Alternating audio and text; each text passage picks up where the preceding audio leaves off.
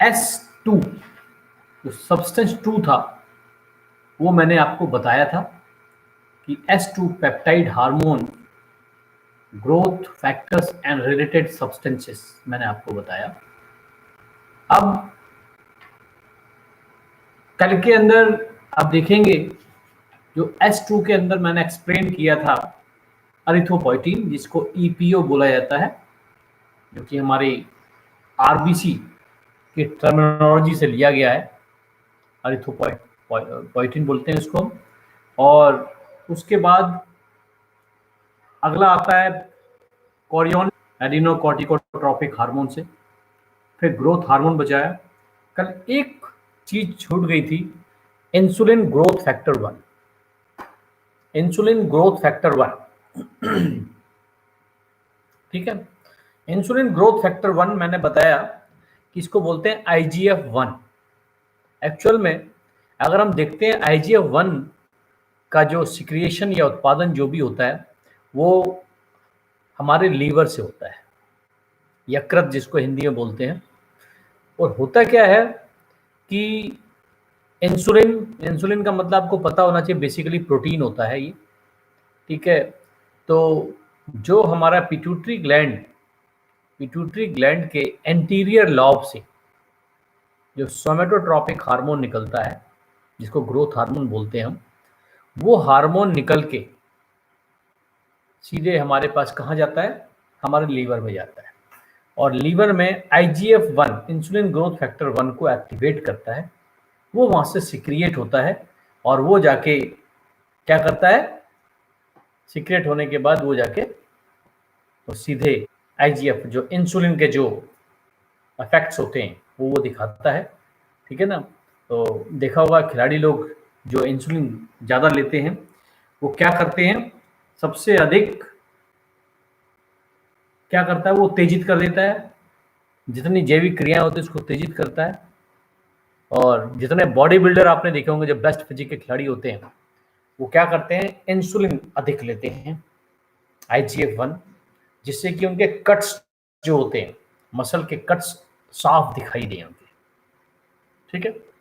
उसके बाद आता है S3 जो हमारा कोड है, जो वाडा ने कोड दे रखा है सब्सटेंस को, पदार्थ को, S3 beta 2 agonist, beta BETA 2 numerical और 2 agonist AGONIST agonist, beta 2 agonist.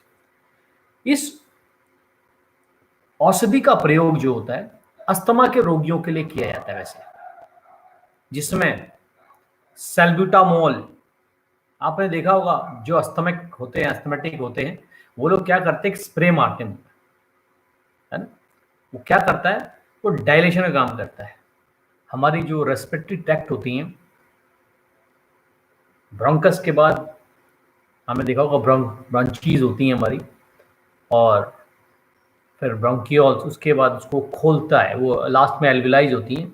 तो क्या होता है, उस जो रेस्पिरेटरी ट्रैक्ट होता है, जो रास्ता होता है श्वसन नली का, उसको क्या करता है, खोलता है, जिससे कि आसानी से सांस आ सके। एक्चुअल में होता क्या है, अस्थमा क्या होता है, अस्थमा सांस लेने में परेशानी क्यों होती है, क्योंकि जो हमारे रेस्पिरेटरी ट्रैक्ट होते हैं, हमारी ब्रोंकाइज, ब्रांचीज, ब्रोंकियोल्स, इसमें क्या होता है, सूजन आ जाती है। और क्या होता है कि वो जो ट्रैक्ट होता है वो एकदम सांस जाने में बहुत दिक्कत आती है। तो ऐसे ही ब्रोंकाइटिस होता है, देखो आइटिस लग गया, जो हमारी ब्रोंकाइज होती हैं उसके अंदर आइटिस, इन्फ्लेमेशन आ जाता है, ठीक है ना। तो सपोज किसी खिलाड़ी को कोई दिक्कत हो, तो हमेशा ये होता है, वाडा का कहना ये है कि first of all you have to go at the medical centre of the IOC। अब वहां जाइए, वो प्रिस्क्रिप्शन लिखेंगे आपको कौन सी दवाई लेनी है, कौन सी नहीं लेनी, ठीक है ना। आप खुद से आप कुछ नहीं ले सकते। तो यही चीज। तो इसके अंदर जो बीटा 2 एगोनिस्ट में कुछ नाम बताऊंगा मैं, बीटा 2 एगोनिस्ट के अंदर जो एजेंट के नाम, एजेंट का मतलब एक उसमें क्या क्या ले सकता है बीटा 2 एगोनिस्ट के अंदर, ठीक है। तो लिखना है नंबर 1 सेल्बुटामोल, SALBUTAMOL। फिर लिखना है टर्बुटालिन, TERBUTALINE। एक तो बहुत बड़ी लिस्ट है इसकी, बट जो मेन कॉमन जो हमने देखा कि मैंने अखबारों में पढ़ा है कि हाँ भाई खिलाड़ी ये लेके पकड़ा गया, इसमें पकड़ा गया, ये कॉमनली यूज होता है, उनके मैं नाम बता रहा हूं मैं। फिर आता है फॉर्मोटोकॉल, देखो FORMOTOCROL, फॉर्मेटोक्रॉल, ठीक है। फिर है सलमेटोरॉल, सलमेटारॉल, SELMATAROL, सलमेटारॉल, ठीक है। और इसे शरीर में टैबलेट या इंजेक्शन के द्वारा भी लिया जाता है, ठीक है। इसके अब लिखना है कि प्रभाव क्या पड़ता है, एक खिलाड़ी क्यों लेना चाहता है, ठीक है ना। इसके प्रभाव से या इसके सेवन से क्या करता है, खिलाड़ी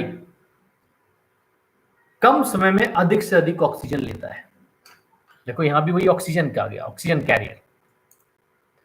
जैसे मैंने बताया कि भाई एक खिलाड़ी थकता क्यों है, सबको आपको पता है, आप लोग तुरंत जवाब देते हैं सर लैक्टिक एसिड बन जाते हैं। लैक्टिक एसिड क्यों बनते हैं, क्योंकि ऑक्सीजन की कमी हो जाती है और कार्बन डाइऑक्साइड की मात्रा बढ़ती है, ठीक है ना। तो वो लैक्टिक एसिड एक्युमुलेट होने लग जाते हैं, बनने लग जाते हैं। अब वो लैक्टिक एसिड ना बने, थकान ना हो, तो क्या वो ऑक्सीजन की सप्लाई होनी चाहिए। तो जो ये जो मैंने बताया बीटा 2 एगोनिस्ट में जो नाम बताया मैंने, ये क्या काम करते हैं, ये शरीर के अंदर जैसे जैसे भी खिलाड़ी लेता है तो तेजी से ऑक्सीजन आनी चालू हो जाती है, ठीक है ना। तो अंतर्राष्ट्रीय ओलंपिक समिति आईओसी ने क्या क्या रखा है, सल्ब्यूटामोल, टर्बोटोलिन पर कुछ हद तक प्रतिबंध लगा रखा है। भाई अगर कोई खिलाड़ी बीमार है, वाकई में अस्थमेटिक है, ब्रोंकाइटिस है किसी को, तो ले सकता है 24 घंटे तक अधिकतम 1600 माइक्रोग्राम। जितना भी मेडिकल से संबंधित चीजें होती हैं माइक्रोग्राम में इसको देखा जाता है। तो क्या होता है 1600 माइक्रोग्राम ले सकता है। 12 घंटे के लिए है तो 800 माइक्रोग्राम ले सकता है, ठीक है। और फिर और जब भी कुछ होता है इसमें क्या होता है, रोगी जो भी होगा, जो आईओसी का जो मेडिकल कमीशन होता है, ठीक है ना, इंटरनेशनल ओलंपिक कमेटी का जो मेडिकल कमीशन होता है, उसको वहां रिपोर्ट करनी पड़ती है। और सपोज जब डॉप टेस्ट होता है उसके अंदर किसी खिलाड़ी के मूत्र के नमूने में, एक्चुअल में सैंपल किसका लिया जाता है मैंने बताया आपको, एक यूरिन सैंपल, और आवश्यकता पड़ती है तो ब्लड का सैंपल भी लिया जाता है, ठीक है। समझ में आ गया। जैसे एरिथ्रोपोइटिन की मैंने बात करी थी, एरिथ्रोपोइटिन में दोनों सैंपल लिए जाएंगे, यूरिन का भी और ब्लड का भी सैंपल लिया जाएगा, ठीक है ना। तो क्या हो गया, अगर मूत्र के नमूने में 1000 नैनोग्राम की मात्रा अगर मूत्र में पाई जाती है या उससे अधिक आता है तो उस पर प्रतिबंध लगाए जाते हैं, ठीक है। ये तो हुआ हमारा S3 बीटा 2 एगोनिस्ट, ठीक है। अब अगला कोड आता है S4। मैंने जैसा बताया था, जिसके ऊपर पूर्ण रूप से प्रतिबंध लगा है कि खिलाड़ी कभी भी नहीं ले सकता, चाहे कंपटीशन में खेल रहा हो चाहे ना खेल रहा हो, अपने 6 महीने पहले भी नहीं ले सकता ये, अगर खिलाड़ी है, रजिस्टर्ड खिलाड़ी है तो, ठीक है ना। तो अब आता है, तो इन्होंने जो पूर्ण रूप से प्रतिबंधित है एस कोड दिया है S1 से लेके S5 तक। S0 भी आया, मैंने 0 को बताया था कल कि भाई ऐसे पदार्थ, ऐसे रासायनिक पदार्थ जिसपे कि किसी सरकार ने प्रतिबंध लगा रखा है, किसी राष्ट्र की सरकार ने प्रतिबंध लगा रखा है, तो उस पर भी प्रतिबंध है, उसको S0 की श्रेणी में रखा जाता है। अब आता है हम, ठीक है, अब हम आगे चलते हैं S4। S4 है हार्मोन तथा metabolic modulators, hormone HARMONE, hormone की स्पेलिंग HORB करते हैं यूज, HARB, ठीक है, HORMONE, hormone and metabolic modulator, metabolic METABOLIC, metabolic modulator. अब इसके अंदर क्या आता है, हार्मोन और मेटाबॉलिज्म से संबंधित, चयापचय से संबंधित कारक आते हैं, और बार्डर ने पूर्ण रूप से प्रतिबंध लगा रखा है, ठीक है। और इसके अंदर कुछ आप नाम लिखना चाहें तो लिख लें, इसके अंदर आते क्या क्या है, ठीक है, आप नाम लिखने की जरूरत है। पहला है आरोमेटेस, AROMATASE। और आज मैं कुछ डिस्कशन करूंगा, क्योंकि जो मेरे को व्हाट्सएप के ऊपर जो क्वेश्चन मिले मैं वहां सीधे सबके सामने डिस्कशन करूंगा। मैंने थोड़ी सी लिस्ट तैयार करी है और समय कम मिल पा रहा है, ठीक है। तो अब इसमें लिखना, क्या लिखा मैं, आरोमेटेस, AROMATASE, ठीक है, ये मेन है। और उसके बाद नंबर 2 इसी के अंदर है selective estrogen, ESTROGEN, selective estrogen receptor modulators, ठीक है। मॉड्यूलेटर का मतलब क्या हो गया, अपरिवर्तक जो कारक होते हैं, संबंधित कारक, ठीक है ना। महिलाओं का सेक्स हार्मोन होता है, उससे जुड़ा हुआ है ये। फिर आता है अदर एंटी एस्ट्रोजेनिक सब्सटेंसेस, जो एंटी एस्ट्रोजन से संबंधित सब्सटेंस आते, पदार्थ आते हैं, वो भी इसके अंदर आता है, ठीक है। मायोस्टैटिन इसमें आता है, ठीक है। और मेटाबॉलिक मॉड्यूलेटर देखेंगे, इंसुलिन, इंसुलिन आता है मेटाबॉलिक मॉड्यूलेटर के अंदर। भाई मेटाबॉलिक मॉड्यूलेटर का मतलब इसको कैसे बढ़ाया, मेटाबॉलिज्म को बढ़ाने का तरीका क्या है, क्या कैसे बढ़ाया जाए। इंसुलिन क्या होता है, बेसिकली प्रोटीन होता है। एक चीज समझने की जरूरत है, आज किसी बच्चे ने मुझसे पूछा था कि sir instant source of energy क्या होती है, एटीपी होती है। इंस्टेंट का मतलब तैयार मात्रा में ऊर्जा। कोई बोलता ना भाई इंस्टेंट रूप से एकदम तैयार हो जाइए, आप तैयार रहना है एकदम इंस्टेंट, तुरंत भागना है आपको। भाई आप देखेंगे कि जो एटीपी होता है, चाहे वो कार्बोहाइड्रेट हो, फैट्स हो, प्रोटीन हो, सब एटीपी के माध्यम से ऊर्जा प्रदान करते हैं। एडिनोसिन ट्राइफॉस्फेट, ट्राई का मतलब तीन फॉस्फेट, कितने फॉस्फेट, 3 फॉस्फेट, ठीक है। यही ब्रेक डाउन होता है ADP plus inorganic phosphate. 3 phosphate जो होते हैं, एडीपी मतलब एडिनोसिन डाइफॉस्फेट मतलब 2 फॉस्फेट, प्लस इनऑर्गेनिक फॉस्फेट मतलब 1, ठीक है। अब क्या हुआ, तो ये जो एटीपी होता है ये कहां होते हैं, हमारे कोशिकाओं में होते हैं, ठीक है। सपोज मैंने कार्बोहाइड्रेट खाया भोजन में, तो कार्बोहाइड्रेट क्या होता है कि हमारे डाइजेस्टिव सिस्टम द्वारा जो डाइजेशन होता है, ये कार्बोहाइड्रेट को कन्वर्ट करता है, किसमें कन्वर्ट करता है, ग्लूकोज में।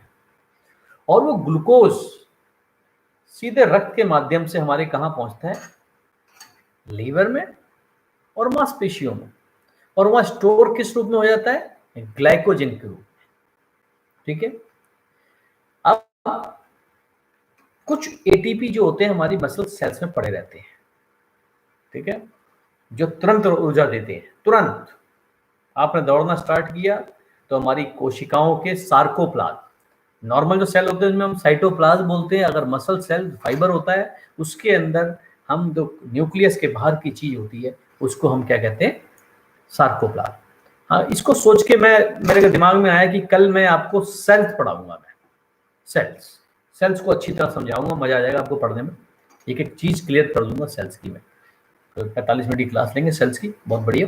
तो अब यहाँ बात कर रही है, देखो आपको लगता है वो टॉपिक लंबा चला गया, भाई मेरे को एक चीज समझानी पड़ती है, मजा तभी मजा आएगा। टॉपिक का मजा ही तब है कि जब आपको एक एक चीज समझ में आए, वो चीज कई चीजों से इंटरलिंक हो रखी है। अब इंसुलिन कई चीजें इंटरलिंक हो रखा है।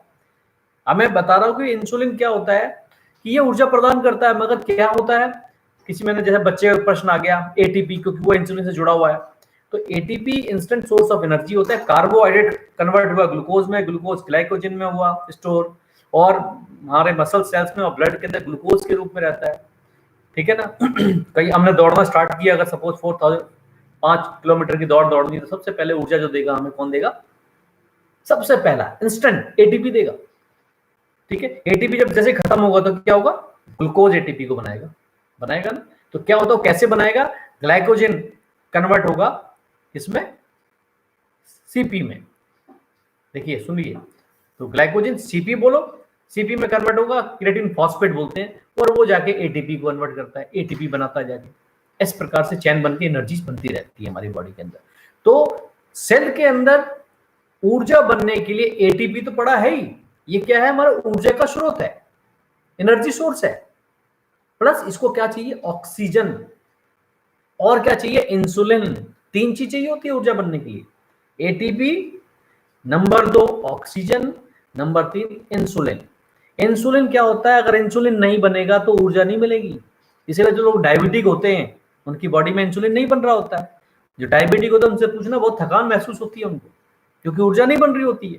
जब मतलब एटीपी ऐसे कैसे पड़ा रहेगा पूरे, एटीपी बेसिकली होता है क्या, फॉस्फेट, मतलब ग्लूकोज, और ये ग्लूकोज पूरी बॉडी में घूमता रहता है।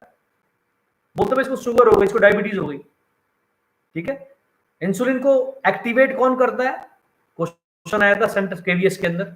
इंसुलिन को एक्टिवेट करता है क्रोमियम, क्रोमियम नामक जो मिनरल होता है, खनिज होता है, वो उसको एक्टिवेट करता है, ठीक है ना। तो मैंने क्या बताया कि सेल के अंदर 3 चीज चाहिए, एटीपी, आपका इंसुलिन और ऑक्सीजन। तो अब यहां इंसुलिन ले रहा है ये खिलाड़ी, क्यों ले रहा है, मेटाबॉलिज्म मॉड्यूलेटर बताया मैंने आपको, उसको बढ़ाना है, मेटाबॉलिज्म को बढ़ाना है आपको, ठीक है। मुख्य रूप से इंसुलिन का प्रयोग डायबिटीज के रोगी के लिए किया जाता है। पैनक्रियाज हमारी अंतःस्रावी ग्रंथि का भी काम करती है, बाह्य श्रावी का ग्रंथि का भी काम करती है। अंतःस्रावी ग्रंथि में क्या है, अंतःस्रावी ग्रंथि का मतलब क्या होता है कि कुछ भी उसमें से उत्पादन हुआ हार्मोन और सीधा रक्त में मिल गया, उसके बीच में कोई नली ना हो, कोई पाइपलाइन ना हो, इसलिए डक्टलेस ग्लैंड बोलते हैं। तो इंसुलिन जो होता है, जो हमारी पैनक्रियाज की आइसोलेट ऑफ लैंगरहैंस बोलते हैं, लैंगरहैंस के दीपिकाएं, उसमें से ये स्रावित होता है इंसुलिन, ठीक है, जो सीधे रक्त में मिलता है। जो डायबिटिक जो लोग होते हैं, आपने देखा होगा, वो डायबिटिक नहीं ले सकते।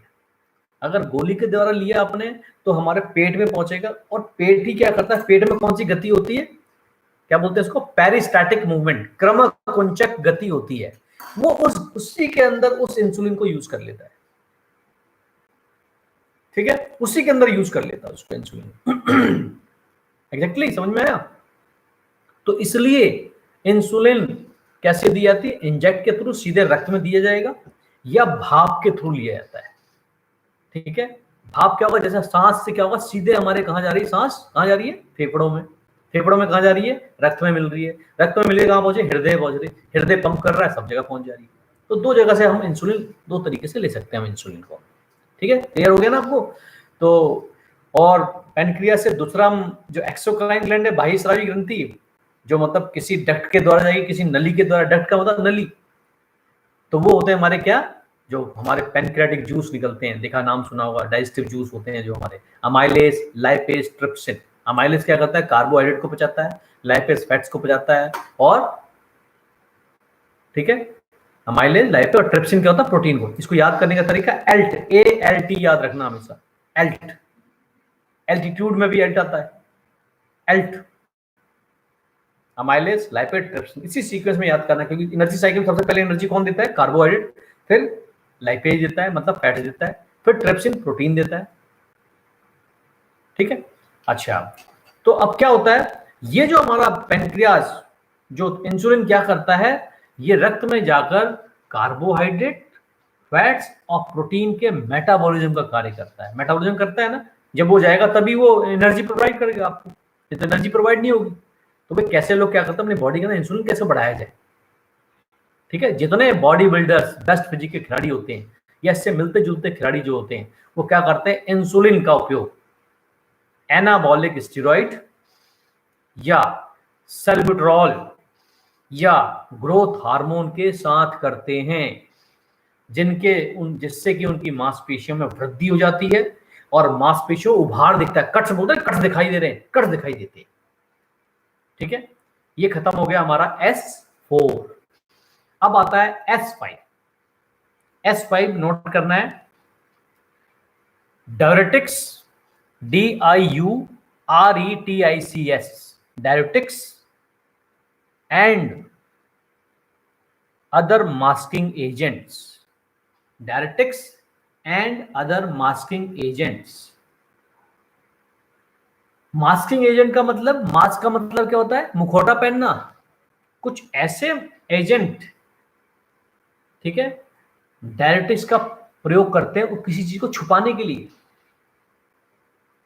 देखा है आजकल क्रिमिनल जो होता है मुंह पे हेलमेट पहन लेते हैं या मास्क पहन के आते हैं कि जिससे कोई पहचान ना पाए। तो डायरेटिक्स का लोग इसलिए भी यूज करते हैं कि जिससे कि उसने क्या ले रखा था पहले, जो डोपिंग के अंतर्गत रसायन आ रखा था, उसको छुपाने के लिए इसका यूज करते हैं। तो डायरेटिक्स को क्या बोलते हैं हम? वेट रिड्यूसिंग ड्रग्स, भार कम करने वाला औषधि। वेट रिड्यूसिंग ड्रग्स डोपिंग के अंतर्गत है ना, हम सब डोपिंग का वर्णन पढ़ रहे हैं। तो वेट रिड्यूसिंग ड्रग्स, ऐसे खेल जिनमें वजन से संबंध रहता है, जिसमें वेट कैटेगरीज रहती हैं, उसमें खिलाड़ी सबसे अधिक इसको यूज करते हैं। अब आप देखेंगे इसके अंतर्गत, क्योंकि ये क्या करता है, डायरेटिक्स करता है क्या है, हमारी बॉडी में जाएगा और किडनी के अंदर सोडियम की मात्रा को कम कर देगा। जब सोडियम कम होगा तो हमारे शरीर से पानी बाहर निकलने लग जाएगा, ठीक है ना। लगभग 24-48 घंटे में हमारे शरीर का 3 से 5% भार कम हो जाता है, वेट कम हो जाता है, ठीक है ना। तो अब होता क्या है तो मैंने बताया,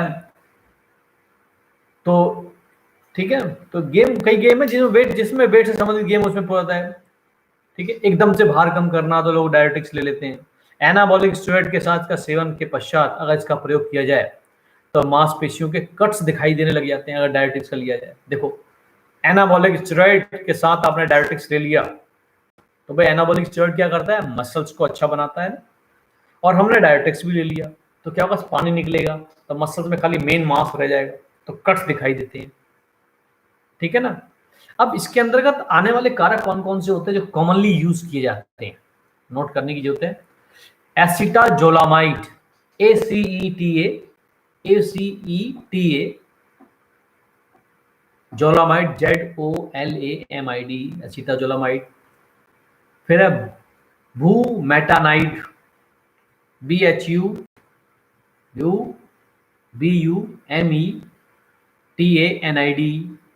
ब्यूमेटानाइड।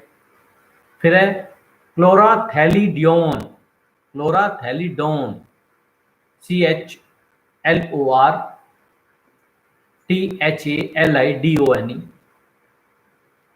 ठीक है। और भी नाम है, ये कॉमनली यूज होते हैं इसलिए मैंने इनके नाम बताए, क्योंकि एग्जाम में कॉमनली यूज वालों पे ही क्वेश्चन आता है, ठीक है। आगे चलते हैं, मास्किंग एजेंट में कैसे यूज होता है इसका, मास्किंग एजेंट, ठीक है ना। मास्किंग एजेंट में नाम सबसे पहला आता है प्लाज्मा एक्सपेंडर्स, नोट करना है, PLASMA, plasma expander, EXPANDERS, plasma एक्सपेंडर्स। क्या होता है? इसका प्रयोग क्यों करते हैं लोग? प्लाज्मा को बढ़ाने के लिए, क्या ना, प्लाज्मा एक्सपेंड कर देना, प्लाज्मा को एक्सपेंड कर देना। हमारा ब्लड जो होता है, ब्लड में क्या होता है? दो चीज होती है, प्लाज्मा और दूसरा क्या होती है? ब्लड सेल्स होते हैं, ठीक है ना। प्लाज्मा कितना होता है? 55% और 45% हमारे ब्लड सेल्स होते हैं। तो उस प्लाज्मा को बढ़ाना, प्लाज्मा में क्या क्या चीजें होती हैं? प्रोटीन होते हैं, सॉल्ट होता है ना। तो इसका प्रयोग क्या करते हैं? रक्त में प्लाज्मा की मात्रा बढ़ाने के लिए किया जाता है। औषधि विज्ञान में इसका प्रयोग शरीर में जल की भरपाई करने के लिए किया जाता है, ठीक है। जैसे अगर बिजली का करंट लग गया किसी को, तो बिजली करंट लग जाने से बॉडी के क्या होता है? सूख जाता है एकदम, ठीक है। या ऑपरेशन के दौरान ज्यादा खून बह जाए, ठीक है, तो ऑपरेशन के बाद इसका प्रयोग किया जाता है प्लाज्मा एक्सपेंडर्स का, या बिजली के करंट लग जाने के पश्चात इसका यूज किया जाता है। और खिलाड़ी लोग क्या करते हैं? मैंने बोला मास्किंग एजेंट का काम कर रहा है, ये छुपाने के लिए काम करता है। कुछ किसी ने, खिलाड़ी ने कुछ लिया है तो उसको कैसे छुपाया जाए। आज की तारीख में मैंने जैसा बताया कि अरिथ्रोपोइटिन को बहुत अधिक लिया जा रहा है, अरिथ्रोपोइटिन को क्या लिया जा रहा है? बहुत अधिक लिया जा रहा है। तो अरिथ्रोपोइटिन, किसी ने अरिथ्रोपोइटिन लिया, उसको छुपाने के लिए, क्योंकि एरिथ्रोपोइटिन क्या होता है, क्या करता है? इसको बूस्टअप करता है, हीमोग्लोबिन को। तो खिलाड़ी क्या करता है? डायरेटिक्स ले लेता है, जिससे जल्दी जल्दी स्मूथ रहता है इसको, कि उसके जो रसायन आ रखे ईपीओ के बाहर हो जाए जल्दी से। ठीक है, तो ईपीओ के प्रभाव को मतलब इलेक्ट्रोपोरेटिंग के प्रभाव को छुपने के लिए इसका प्रयोग करता है। इसके अंदर क्या क्या पदार्थ आते हैं वो नोट करना। प्लाज्मा एक्सपेंडर्स के अंदर नाम क्या क्या आते हैं। एक आता है हीमा सेल, HEAMAX। देखो एल्ब्यूमैक्स से कहां से वर्ड उठाया गया है। हीमा सेल तो हीमोग्लोबिन से लिया गया है, सीधी सीधी बात है। एल्ब्यूमैक्स क्या है, एल्ब्यूमाइन से। ये प्रोटीन होता है जो हमारी किसमें होता है, प्लाज्मा में होता है, एल्ब्यूमिन। ठीक है ना। देखा होगा आपने कि किसी को लो ब्लड प्रेशर होता है, अगर लो ब्लड, नोट करने की जरूरत है, किसी को अगर ज्यादा लो ब्लड प्रेशर हो जाता है, के इंजेक्शन लगाए जाते हैं, एल्ब्यूमिन के इंजेक्शन लगाए जाते हैं उसको, जिससे कि प्रेशर बने। ठीक है, एक और नाम लिखो, जीलोफ्यूजिन, GELOFU। ठीक है ना। अब आता है, हम ये खत्म हो गए हमारे क्या, सब्सटेंस, S0 से S5 तक खत्म हो गए। अब आता है हमारे प्रोहिबिटेड मेथड्स, ऐसे मेथड्स, ठीक है, ऐसे मेथड्स जिनके ऊपर हमेशा के लिए प्रतिबंध लगा है। ठीक है, नंबर 1 M1, कैपिटल लेटर में M फॉर मैथ, और ब्लड कंपोनेंट्स। ठीक है, मैनिपुलेशन का मतलब क्या होता है, बोलते हैं ना इसने मैनिपुलेट कर लिया, मतलब कुछ ना कुछ ताड़ मटोल करके कुछ काम कर डाला उसने, मैनिपुलेशन, हस्त कौशल विधि। ठीक है ना। तो क्या होता है, खिलाड़ी अपने रक्त में ऑक्सीजन की मात्रा बढ़ाने के लिए कई प्रकार की विधियां प्रयोग करता है, कई प्रकार की विधियां प्रयोग करता है, मतलब मेथड्स भी बैन है। अब मैं आपको एक बता रहा हूं कि मोहम्मद अजहरुद्दीन को हम पहले देखते थे, जो इंडियन क्रिकेट टीम में कैप्टन था, वो नाक पे एक नेजल बैंड लगाता था यहाँ पर। वो नेजल बैंड क्या करता है, तेजी से, जैसे आप यहाँ पर लगाएंगे आपको लगेगा अपने आप ऑक्सीजन अंदर जा रही है तेजी से, तो वो नेजल बैंड पर भी प्रतिबंध, जिससे गलत तरीके से परफॉर्मेंस को एनहांस किया जा, बढ़ाया जा रहा है, और जिसके ऊपर वाडा और आईओसी ने बैन लगा रखा है। ठीक है, तो ऑक्सीजन की मात्रा बढ़ाने के लिए इसका प्रयोग किया जाता है, जिससे कि ऑक्सीजन की मात्रा कैसे बढ़ेगी, हीमोग्लोबिन बढ़ जाएगा, तो अपने ऑक्सीजन कैरिंग कैपेसिटी बढ़ जाएगी। ठीक है ना। तो दिन पैफी लाइव सेशन ने बताया ब्लड डोपिंग क्या होता है, कि खिलाड़ी अपने शरीर से 1 यूनिट या 2 यूनिट रक्त को निकलवाता है और डीप फ्रोजन में स्टोर करा देता है, किसी 90 ml। ठीक है, अच्छा, ठीक है, आगे चलते हैं हम लोग। और कोई बात नहीं, अगर कहीं नेटवर्क 9-10 बजे तक अपलोड हो जाती है अपने आप, मैं कुछ नहीं, वो अपलोड होती है, स्टेलाइजर होते हैं, क्या नाम, STRELIZER। जिससे क्या होता है कि उसमें से प्लाज्मा को अलग, और खिलाड़ी के अंदर दोबारा से वो ब्लड सेल, और लगभग बताते हैं कि 30 दिन लग जाते हैं कि जो उसके अंदर से केमिकल्स निकले हैं उसके बनने में। ठीक है ना। तो ये है, तो खिलाड़ी ने जब निकलवाया, नाड़ी होते हैं वो क्या करते हैं, ब्लड को ही रखवाते हैं, पूरे ब्लड को ही दोबारा चढ़ा देते हैं। 1/12 बॉडी के वेट का 1/12 या 7%, 7%, और अमूमन जो एवरेज है 5 to 6 लीटर। ठीक है, हाँ। एक बच्चे ने पूछा था कि सर अगर किसी का वेट तो भाई 1/12 या मैंने, ठीक है ना। आगे चलते हैं हम। ठीक, आगे है कि फिर ब्लड डोपिंग मैंने बताया कि भाई इससे हीमोग्लोबिन की मात्रा बढ़ जाती है, इसके अंदर दूसरे, इससे कि ऑक्सीजन की मात्रा शरीर में बढ़ जाए। ठीक है, इसके अंदर वे रसायन आते हैं जो ऑक्सीजन पहुंचाने की क्षमता को बढ़ाते हैं। ठीक है, और है क्या इसके अंदर नाम, आप नाम सुनेंगे, परफ्लोकार्बन, परफ्लूकार्बन, PERFLUCARBONS।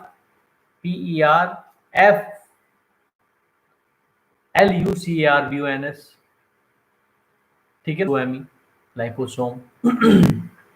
फिर आता है हमारा तीसरा इसके अंदर, रक्त या रक्त के कारकों को भौतिक और रासायनिक विधियों द्वारा रक्त वाहिनियों में प्रवेश कराना। लोग क्या करते हैं, उसको गलत तरीके से अपने शरीर में घुसाना चाहते हैं। ठीक है ना, मैंने कहा रक्त या अंदर इंजेक्ट कराना है कैसे भी, किसी भी तरीके से। अब आता है method 2, M2, M chemical and physical manipulation. M2 क्या है? Chemical and physical manipulation.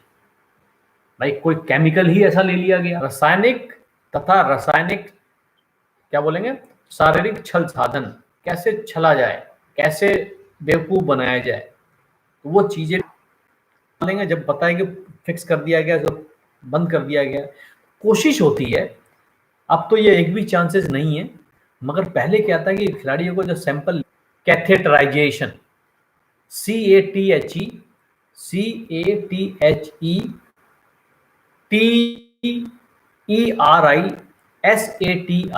CATHETERISATION, catheterization.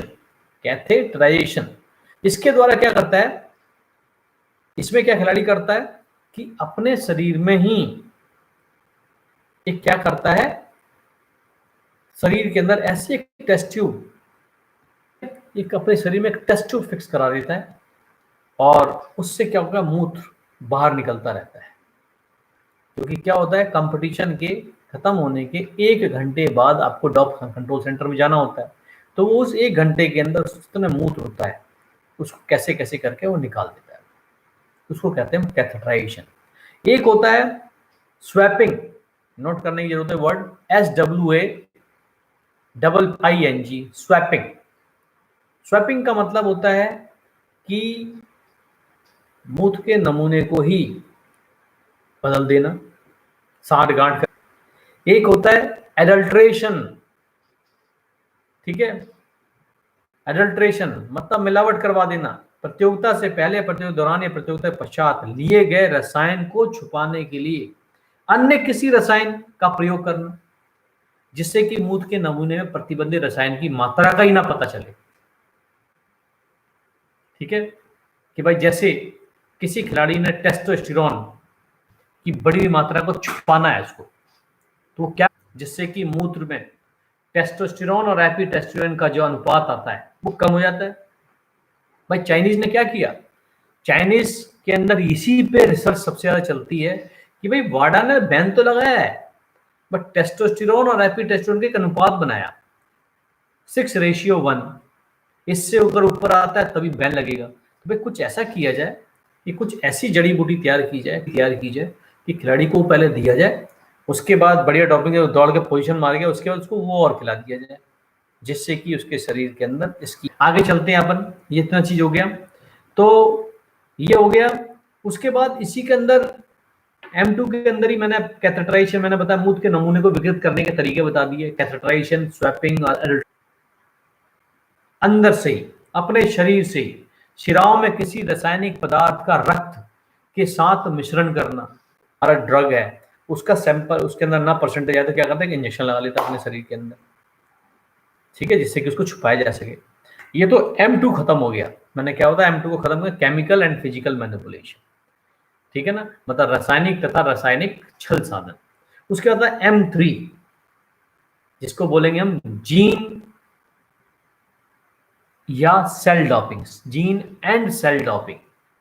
अब सोचिए जीन डॉपिंग, आज की तारीख में सबसे बड़ा सिरदर्द वाडा के लिए जीन डॉपिंग का है, क्योंकि जीन डॉपिंग इसलिए सिरदर्द बना है कि खिलाड़ी 6 महीने 1 साल पहले करता है, इसमें 6 महीने शरीर में अगर कहीं इंजेक्शन लगा रहा है तो इस इंजेक्शन का दाब तो 1 महीने बाद ही गायब हो जाता है, पता पड़ा वो 6 महीने पहले करके आ रहा है, वो बड़ा सिरदर्द बना हुआ जीन डॉपिंग।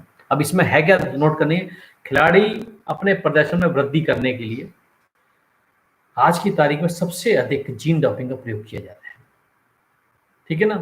क्या करता है इसके अंदर, खिलाड़ी प्रतियोगिता के कई दिनों, कई महीनों या वर्षों पहले इसका प्रयोग करता है, जिससे उसकी मांसपेशियों में ताकत, सहनशीलता व अन्य शारीरिक स्वस्थता के कारक विकसित हो जाते हैं।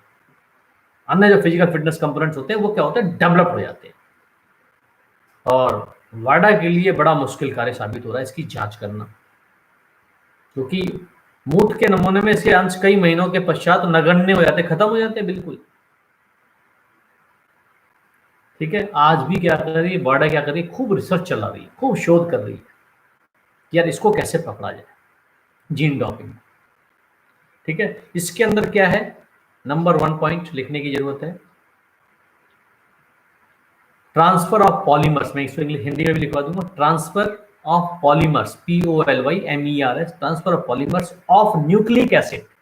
भाई न्यूक्लिक एसिड क्या होता है? DNA RNA, ठीक है। और न्यूक्लिक एसिड एनालोगस, उससे मिलते जुलते कुछ nucleic acid, analogous, nucleic acid analogous.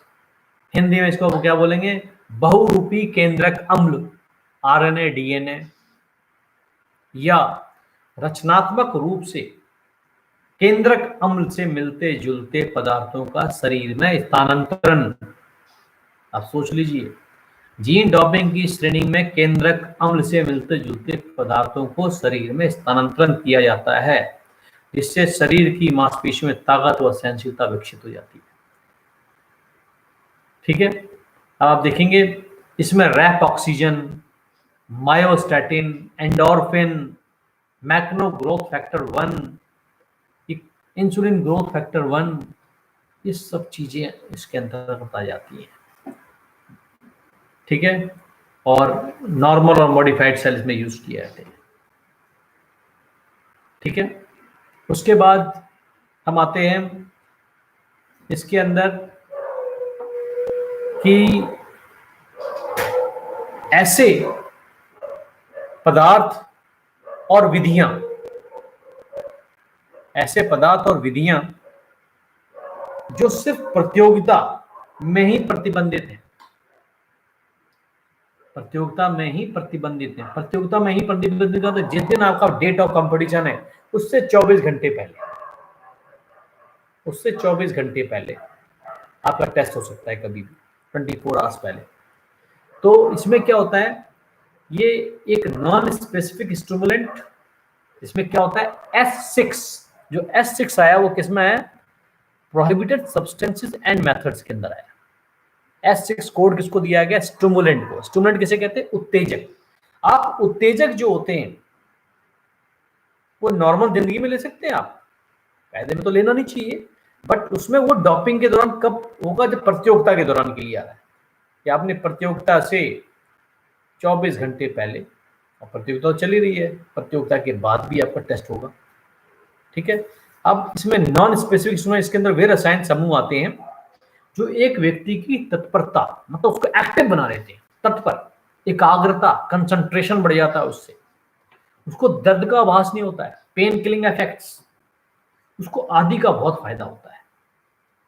इसलिए खिलाड़ी क्या करता है, इसको साइकोमोटर स्टिमुलेंट, इसके अंदर क्या क्या आते हैं? साइकोमोटर स्टिमुलेंट, साइकोमोटर स्टिमुलेंट इसके अंतर्गत आते हैं, PSYCHOMOTOR, साइकोमोटर स्टिमुलेंट, STIMULANTS, और सिंपैथोमिमेटिक एमाइंस, इनको मतलब समझाऊंगा मैं अभी, SYMPATHO, mimetic MIMETIC, amines AMINES, तथा अन्य ऐसे पदार्थ का प्रयोग करता है जो केंद्रीय नाड़ी तंत्र, सेंट्रल नर्वस सिस्टम को उत्तेजित करता है। अब उत्तेजित कहां से होता है भाई? CNS, सेंट्रल नर्वस सिस्टम को उत्तेजित करेगा। अब इसमें कुछ नाम आते हैं, आप देखेंगे स्टिमुलेंट के अंदर पहला नाम आता है जो सबसे अधिक प्रयोग किया जाता है स्टिमुलेंट में, एम्फीटामाइन, AMPHETAMINE, एम्फीटामाइन। कई जगह इसकी स्पेलिंग AMFETAMINE, एम्फीटामाइन। जैसे मैंने बताया कि एम्फीटामाइन क्या करता है,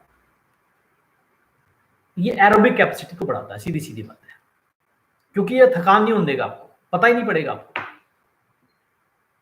आपको पता ही नहीं पड़ेगा। जैसे मैंने बताया था पिछले लेक्चर के अंदर भी कि जो डॉक्टर्स होते हैं, जो बहुत ज्यादा मोटा व्यक्ति होता है, उसका मोटापा कम करने के लिए वो क्या करते हैं, एम्फीटामाइन देते हैं, फिर उसको एक्सरसाइज कराते हैं। एक्सरसाइज कराते हो थकता ही नहीं है। और लगभग पता है आपको कि एनर्जी साइकिल के अंदर पहले आधे घंटे के अंदर ऊर्जा कौन देता है? लगभग हमारी कार्बोहाइड्रेट देता है। जब कार्बोहाइड्रेट खत्म हो जाता है, ठीक है, समझ में आएगी बात, तो खत्म हो जाता है 30 मिनट के अंदर, फिर किसका नंबर? फैट्स का नंबर आता है। हर 15 मिनट के अंदर 10% फैट्स खत्म होता है, ये रिसर्च ने प्रूव कर रखा है। तो अब है क्या इसके अंदर कि एम्फीटामाइन लिया खिलाड़ी ने और उसको थकान नहीं होनी है, नंबर 1 चीज, दौड़ते आ रहा है, थकेगा नहीं, और थकान आती है तो बहुत देर बाद आती है, ये भूख को मार देता है, ठीक है ना। इसलिए इसको भार संबंधित खेलों में सबसे अधिक प्रयोग किया जाता है, वेट्स कैटेगरी वाले खेलों में, जैसे बॉक्सिंग, रेसलिंग, जूडो, ठीक है ना। इन खेलों में, ताइक्वांडो के अंदर, कबड्डी के अंदर, जितने भी वेट संबंधित खेल हैं, ठीक है ना।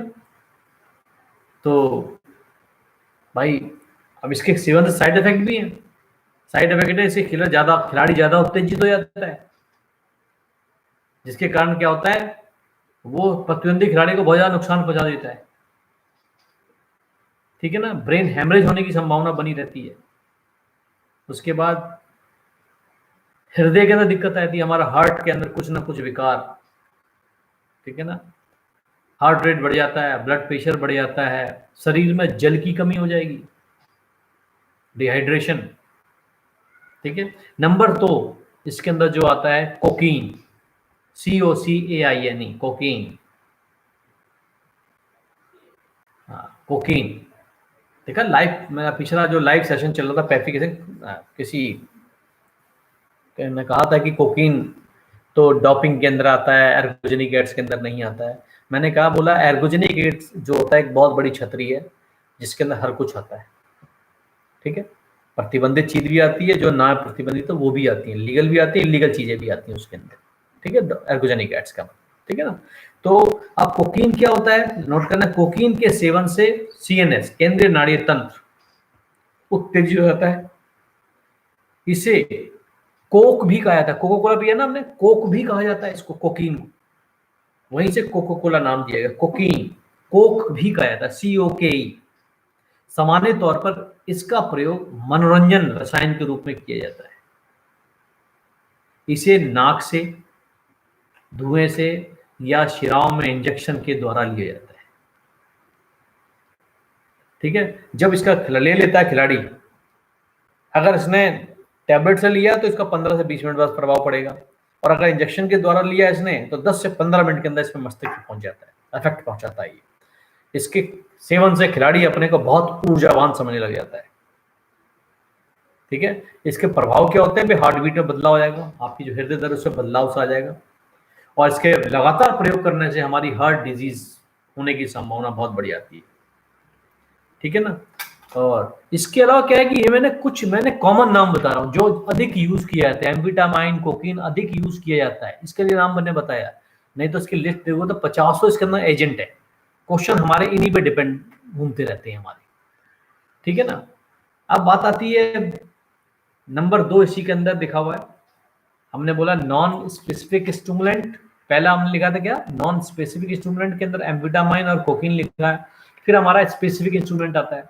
स्पेसिफिक के अंदर एक नाम बड़ा कॉमन है, वो नोट करने की जरूरत है, मिथाइल हेक्सानिमाइन, METHYL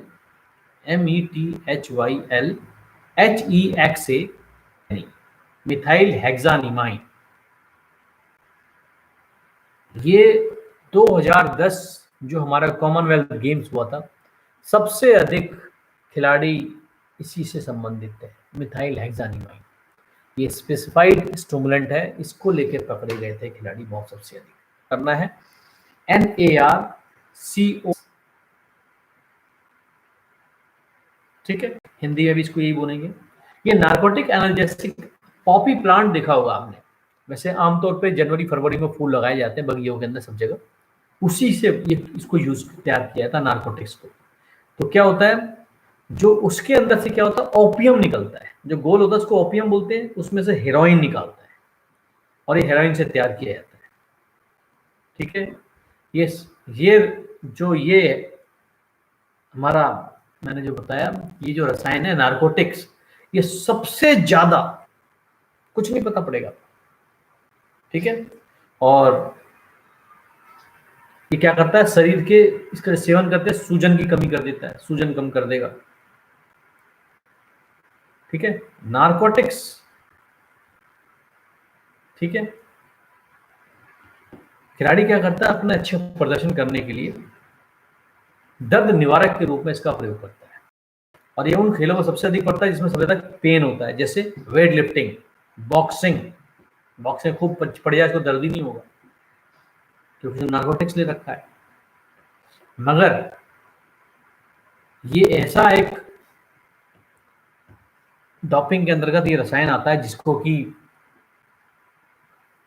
क्या कहा जाता है, कैरियर एंडिंग इंजरी से संबंधित किया जाता है। ठीक है ना भाई, बॉक्सिंग के अंदर चोट लग रही है, उसके बाद भी आदमी लड़ रहा है तो पता ही नहीं पड़ रहा है इसको, जबड़ा टूट गया उसका। वेट लिफ्टिंग के अंदर 70 kg तक उठा सकता है, वो 100 kg उठाने पहुंच जाता है, पूरी मसल रप्चर हो जाती है। ठीक है ना, तो ये इससे, और कई कई आप नाम सुनोगे 1963 में एक वेट लिफ्टिंग का खिलाड़ी Baltimore, BALTIMORE, Baltimore Cotts, COTTS, ये खिलाड़ी था। ठीक है ना, ये क्या हुआ, इसकी ऑन द स्पॉट डेथ भी हो गई थी 1963 में। ठीक है, अब आता है हमारा, आज हम यहीं रुकते हैं S7 तक मिनट्स हो चुके हैं। ठीक है ना, S7 मैंने बताया नार्कोटिक एनर्जेसिक, और कुछ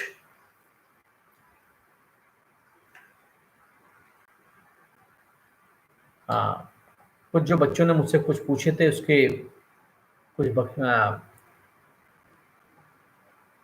जैसे एक बच्चे ने पूछा कि सर एगोनिस्ट और एंटागोनिस्ट क्या होता है। देखो, एगोनिस्ट और एंटागोनिस्ट हमारा इसका संबंध मांसपेशियों से होता है। किससे होता है? मसल से होता है। ठीक है ना, एगोनिस्ट मसल्स वो होती हैं जो संकुचित, कॉन्ट्रैक्ट होती है, जो कॉन्ट्रैक्ट होती है। सपोज हाथ को अंबल में ऐसे करूंगा तो इधर की मांसपेशियां एगोनिस्ट कहलाएंगी, इधर, और इधर की मांसपेशी एंटागोनिस्ट कहलाएंगी। इसको कहते हैं रेसिप्रोकल इनर्वेशन। एगोनिस्ट और एंटागोनिस्ट को रेसिप्रोकल इनर्वेशन। ठीक है ना, तो जो कॉन्ट्रैक्ट हो रही है, ऐसे कर रहा हूं तो ये कॉन्ट्रैक्ट हो रही है, एगोनिस्ट है, ये एंटागोनिस्ट है। वापस मैं ऐसे हाथ को ऐसे लेके जा रहा हूं तो ये कॉन्ट्रैक्ट हो रही है, छोटी हो रही है ये, और लंबी हो रही है, ये एंटागोनिस्ट हो गई, ये एगोनिस्ट हो गई। ठीक है ना, तो एक बच्चे ने प्रश्न पूछा था। और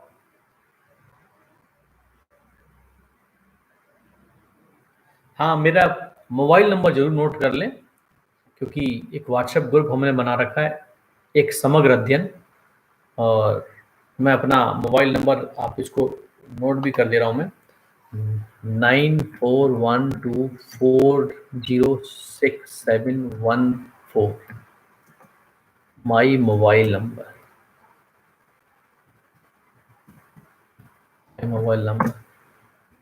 please add in our WhatsApp group.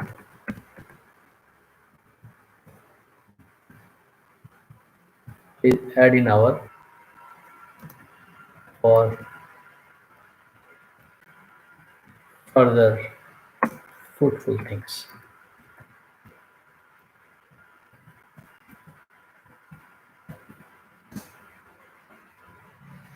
ठीक है, हाँ, थैंक यू। नंबर मैंने 9412 मैंने डाल दिया है, आप मैसेज देख सकते हैं, 9412406714। आज यहीं पर, थैंक यू वेरी मच मेरे को सुनने के लिए, और